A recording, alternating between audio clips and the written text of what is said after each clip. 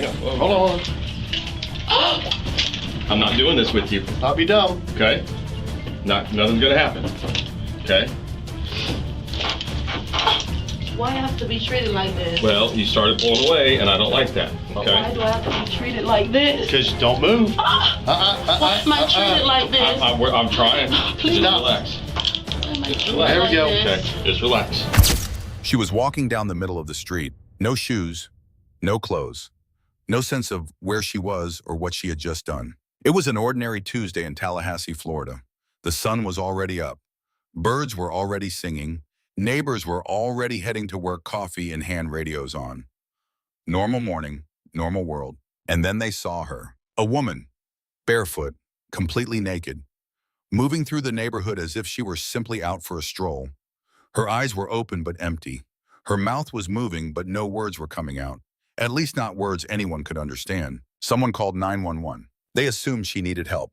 They were right, but not in the way anyone imagined. When police arrived on the scene and escorted this woman home, what they found inside that house would stop even seasoned officers in their tracks. It was not just a crime scene. It was something that none of them had ever seen before. Something that none of them would ever forget. Her name was Earleen Tucker. She was 58 years old, and inside that house on an unremarkable street in Tallahassee, Florida, lay the body of her mother, along with a piece of her mother's heart. This is the story of what happened. And more importantly, this is the story of how it all led to this moment. How a woman arrived at the front door of something so dark that the justice system itself did not know what to do with her. Stay with me, because this case is unlike anything else. Every story has a before. Before the crime scene, before the yellow tape, before the neighbors standing on their lawns with their hands over their mouths. There was a house, a modest, quiet house in Tallahassee, Florida. The kind of house you drive past every day without noticing. A small yard, a front door that looked like every other front door on the block, curtains in the windows, maybe a mat at the entrance. Inside that house lived two women. Lucille Tucker was the elder. She had lived a long life. By all accounts, she was a woman who had raised her children and done her best. She had made it to a point in life where most people slow down, where most people get to rest, where the big worries shrink and the small joys grow larger. The warmth of a familiar chair, the rhythm of a familiar television program, the comfort of a home she knew well.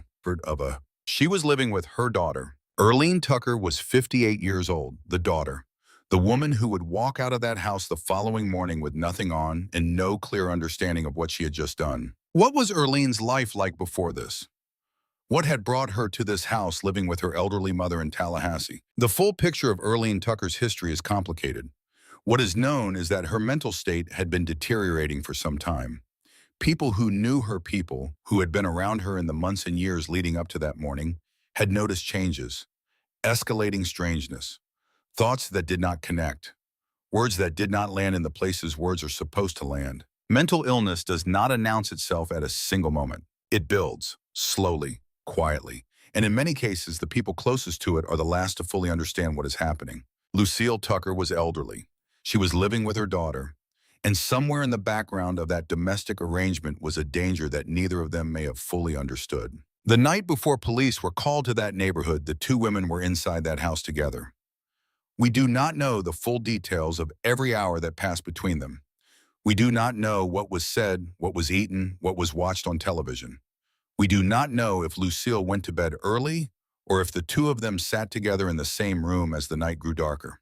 What we know is that Lucille Tucker did not survive the night. And what we know is that by morning, Earleen Tucker had left the house without her clothes and was walking down the middle of the road. Somewhere in between those two facts lies the shape of what happened. But before the crime, there was the quiet, there was the house, there was the before. And the before in cases like this is always the part that haunts you most. Not every tragedy is a single decision. Sometimes it is a series of moments. A door that should have been opened. A phone call that should have been made. A system that should have caught something before it became catastrophic. The question that hangs over the Earleen Tucker case is not just what happened inside that house. The question is how it was allowed to get there. Mental illness in this country carries an enormous weight of stigma. Families struggle with it quietly. They rationalize. They explain away the strange behavior. They tell themselves that today is just a bad day, that tomorrow will be better, that it is not as serious as it looks, that everything is fine. They do this because they love the person. They do this because the alternatives are frightening. They do this because the systems that are supposed to help are often fragmented, underfunded, and difficult to navigate. They do this because being honest about the severity of a loved one's mental illness can feel like a betrayal. So they wait, and they watch. And sometimes the situation moves faster than anyone was prepared for. What we know about Earleen Tucker is that her mental state had reached a point of serious crisis. The kind of crisis that required professional intervention. The kind of crisis that cannot be managed at home by a family member without clinical support. Lucille Tucker was an elderly woman living in the same house as her daughter who was experiencing a severe psychotic break. Whether she fully understood the danger of her situation, we cannot say. Whether she had tried to get help for Earleen, we cannot say. Whether Earleen herself had ever been evaluated, diagnosed, or treated before this night, the public record does not make entirely clear. What the public record makes clear is that on the night in question, there was no intervention. There was no one present to interrupt what was unfolding. There was just the two of them inside that house. And somewhere in the darkness of that night, Earleen Tucker's mind went to a place from which there is no simple return. That was the first wrong turn, not made by Earleen alone, not made by Lucille alone, made by a collective failure to recognize that this situation had long since passed the point where it could resolve itself. But that recognition only comes after. It only comes when it is too late to matter. What happened inside that house is horrific. There is no other word for it. And it would be wrong to dress it up in softer language just to make it easier to hear. Part of bearing witness to a case like this is allowing yourself to understand the full weight of what occurred. Earleen Tucker killed her mother. Lucille Tucker sustained a severe wound to her chest. The wound was not accidental. It was not the result of a fall or a collision or any kind of accident. Lucille Tucker was killed by her daughter inside the home they shared. But the act did not stop there. After Lucille Tucker was dead, Earleen Tucker did something that goes beyond what most people can absorb on first hearing. She reached inside her mother's chest. She removed a portion of her mother's heart. The organ was later found on the floor of the home when police arrived. That detail alone stopped investigators. That detail alone separated this case from the long and grim catalog of homicides that law enforcement deals with every year. This was not a case of anger, greed, jealousy, or revenge in any recognizable sense of those words. This was a psychotic act. What was happening inside Earleen Tucker's mind during those moments cannot be known with full certainty, but what the act tells us is that her break from reality was total, absolute. She was not operating in the same world as the rest of us. She was operating inside some internal logic that had entirely replaced the external one. To her, in some dark and fractured version of consciousness, what she was doing made sense. And that in many ways is the most disturbing part of all. Not the act itself, but the fact that inside that act, there was a kind of purpose. She was not simply violent, she was driven. What she was driven by is what the rest of this story tries to explain. And then she walked outside, without her clothes, without her shoes, without any apparent awareness of what she had just done or where she was going. She left the house. She left her mother's body on the floor. She left the organ that had once been a living part of a living woman, and she simply walked out into the morning. That image is almost impossible to reconcile. Most people who commit violence, even violence driven by severe mental illness, exhibit some kind of immediate aftermath behavior. Panic, flight, concealment, the instinct to hide, to run, to cover what has been done. Earleen Tucker did none of those things. She walked down the street. And in doing so, she created the exact chain of events that would bring law enforcement to her door. A neighbor saw her. The neighbor called 911. Dispatchers sent officers to the scene. The officers found her assessed that she needed medical attention, and in the course of doing their job, asked her where she lived. She told them, or she indicated it in some way, because officers escorted her back to the house. And when they walked through that door, the morning changed completely. Inside on the floor lay an organ. It was later identified as part of a human heart. Officers immediately understood that something catastrophic had taken place. They moved through the house.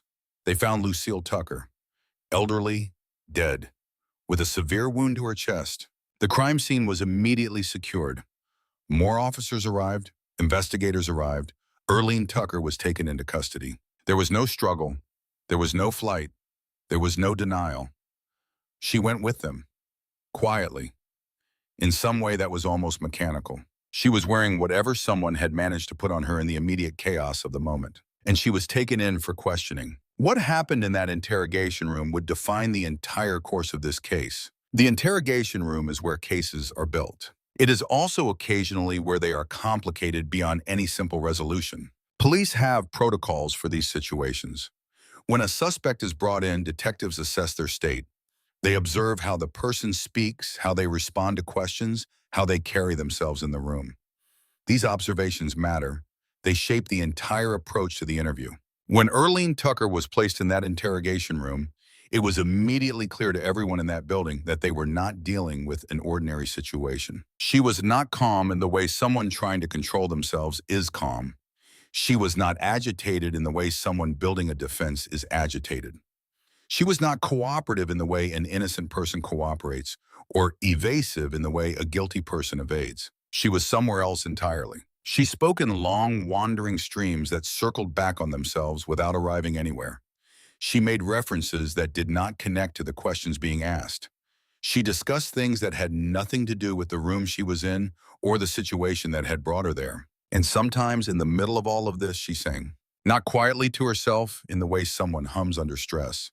She sang, audibly, in the middle of conversations, as if the song was simply the next thing that needed to come out. Officers and detectives are trained to deal with many things.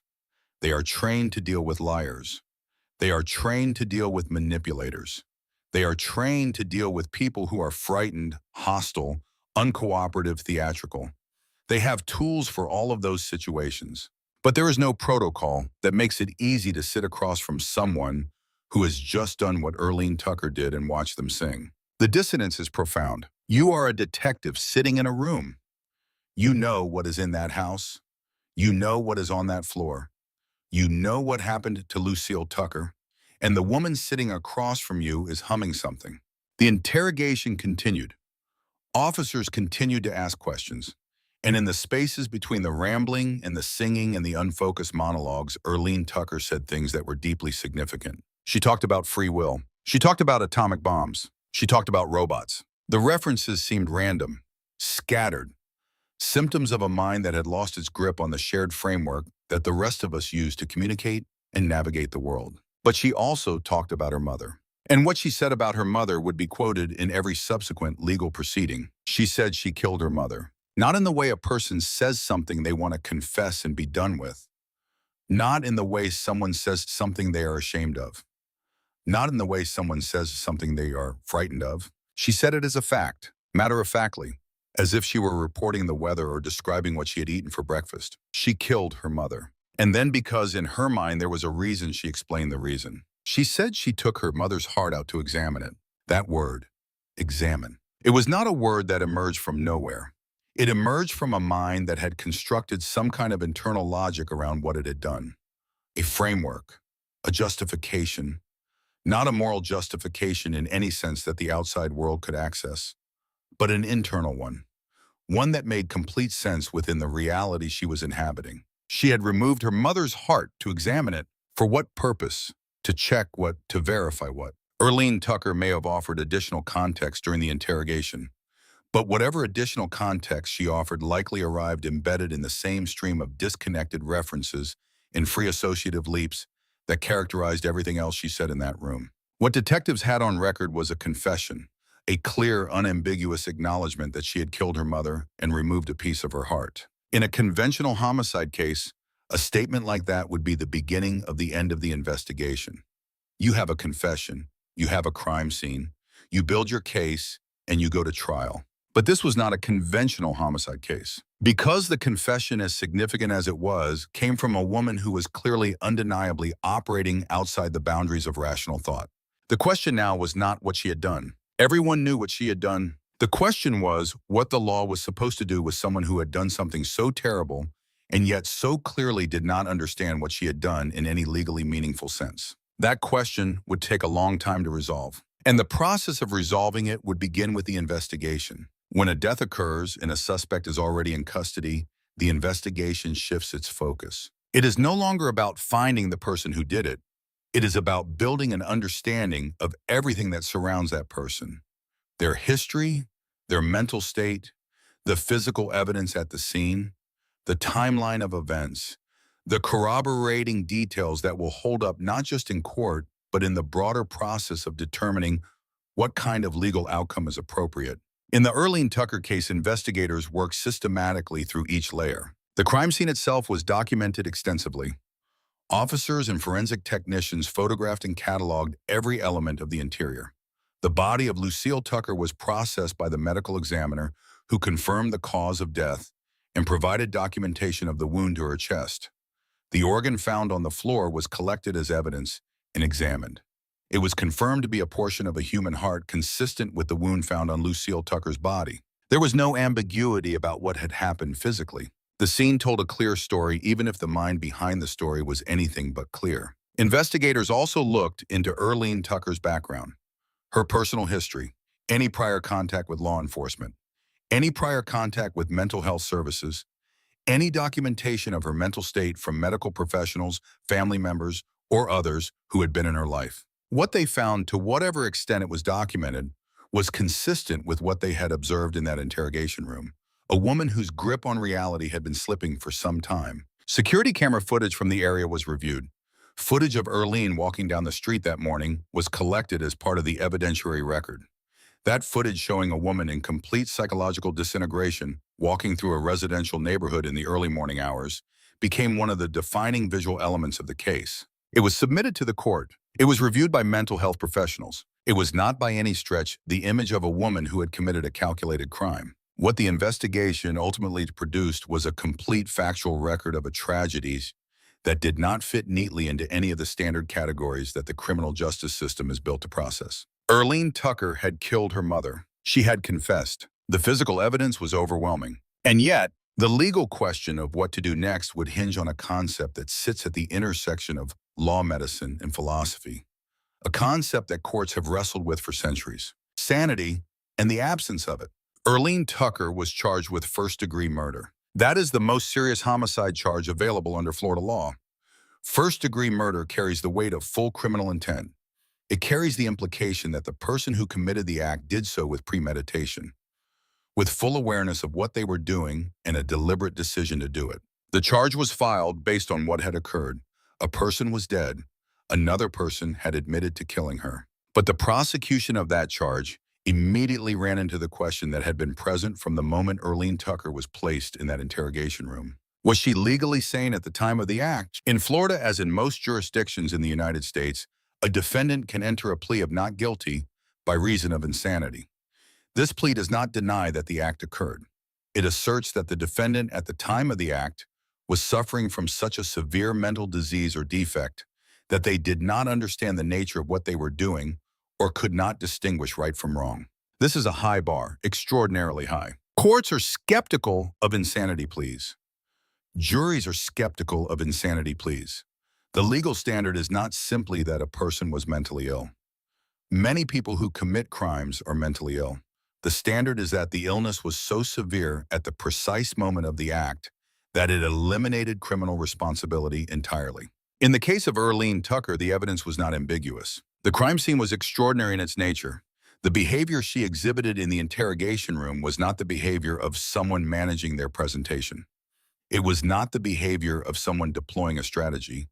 It was the behavior of someone who had completely lost contact with consensus reality. Mental health professionals who evaluated Earleen Tucker reached conclusions that the court accepted. She was found not guilty by reason of insanity. She was not acquitted in the sense of being released. She was not found innocent in any sense that diminished the gravity of what had happened. She was found to be someone who, at the time she killed her mother and removed a portion of her heart, did not have the mental capacity that the law requires for criminal responsibility to attach. She was remanded to a psychiatric facility for treatment. She would not go to prison.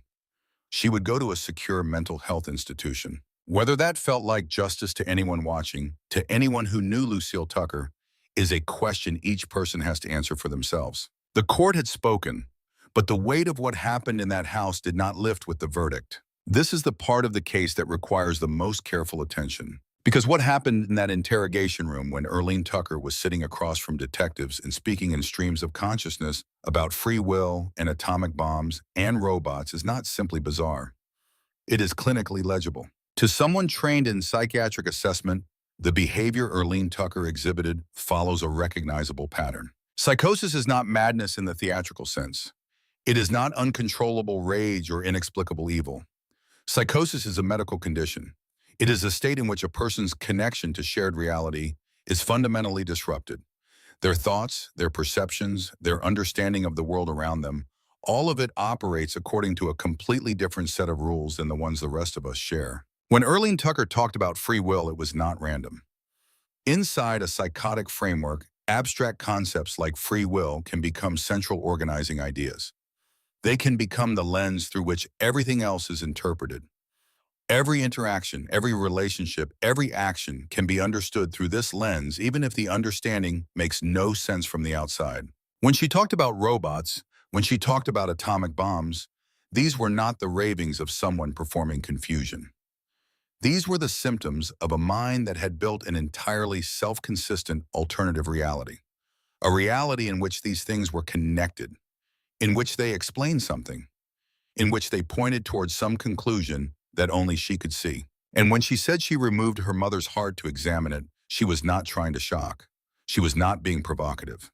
She was describing something that within the internal logic of her psychotic state made complete sense. This is one of the most disturbing aspects of severe psychosis as a phenomenon. The actions that emerge from it are not random. They have internal logic. They have purpose. They have a kind of terrible coherence that is only visible from inside the experience. From the outside, from the interrogation room, from the legal system, from the neighbors on the street watching a naked woman walk by, there is only the incoherence, only the breach of every norm that we use to hold society together. But from inside that mind, it all made sense. The singing is also significant. People in the grip of severe psychosis sometimes experience something like emotional dysregulation that goes far beyond simple mood swings. Their internal emotional state can become completely decoupled from the external situation they are in. They may laugh at a funeral. They may weep at a comedy. They may sing in an interrogation room where a detective is asking them about their dead mother. It is not callousness. It is not performance. It is the symptom of a mind in which the normal coupling between context and emotional response has been severed. Earleen Tucker, sitting in that room, singing, talking about robots, talking about atomic bombs, was not trying to get away with anything. She was not playing a character. She was exactly what she appeared to be, a mind in total crisis. And that truth, more than any other single element of this case, is what demands that we engage with it, not as a horror story, but as a case study in what happens when mental illness goes untreated until it reaches catastrophic proportions. Her name was Lucille Tucker, and it matters that we stop here and say her name clearly without allowing it to be swallowed by everything else in this story. Lucille Tucker was a mother. She had raised children. She had lived decades. She had seen things change and things stay the same. She had accumulated all the small particular details that make up a human life. Preferences, memories, things she liked to do in the morning, things she thought about before she fell asleep, people she loved, people who loved her. She was an elderly woman, and she was living with her daughter because that is what families sometimes do. They make arrangements, they find solutions. They try to keep the people they love close. She was in her home in a familiar space surrounded by the objects and patterns of her own life. She should have been safe. She was not. And the tragedy of Lucille Tucker's death is not reducible to the legal outcome that followed. It is not resolved by a verdict or a psychiatric commitment order. It does not shrink in the telling. An old woman died in her home at the hands of her daughter. She died violently. She died in a way that no one should die.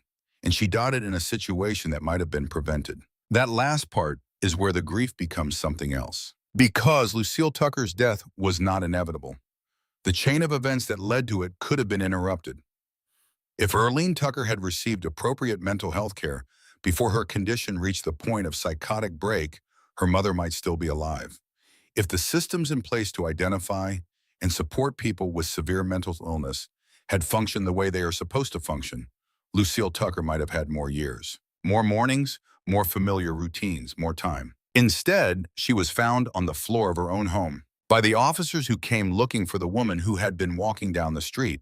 Lucille Tucker deserves to be remembered as more than a victim in someone else's story. She was a person, whole and complicated and real, And her death demands something from us beyond shock. It demands that we ask the question that this case insists on asking. It demands that we look honestly at the conditions that allow tragedies like this one to happen. Cases like this one are not easy to learn from. They resist easy lessons. They resist the kind of reassuring conclusions that wrap a story up cleanly and send the audience home feeling like they understand something. But there are things here that can and should be said out loud. The first is about mental illness and the way we talk about it, or more often the way we do not. Earleen Tucker's mental state did not develop overnight. Psychosis of the severity she exhibited on that morning, the kind that leads a person to commit an act of that nature, and then walk calmly out of the house and down the street, does not arrive suddenly. It builds. Over weeks, over months, over years. There are signs. There are changes. There are moments when someone who is paying attention might notice that something is seriously wrong. The question is whether anyone noticed. And if they noticed, whether they felt equipped to do anything about it. In this country, mental health care remains one of the most underfunded, undersupported, and stigmatized areas of the entire healthcare system. People who need serious psychiatric intervention often cannot access it. Families who are living with someone in psychological crisis often do not know where to turn. The gap between recognizing that someone needs help and actually being able to get them that help is enormous. And in that gap, people fall. Sometimes they fall in ways that hurt only themselves. And sometimes in cases like this one, they fall in ways that destroy other lives along with their own. The second lesson is about older adults who are living with family members in compromised situations. Elderly people are among the most vulnerable in our society. They often depend on family members for care, companionship, and support. That dependence can be beautiful. It can be a profound expression of love and connection. But it can also create situations in which the vulnerability of the older person is not adequately protected. If an elderly person is living with someone whose mental state is deteriorating, they need someone checking in. They need a system around them that is paying attention.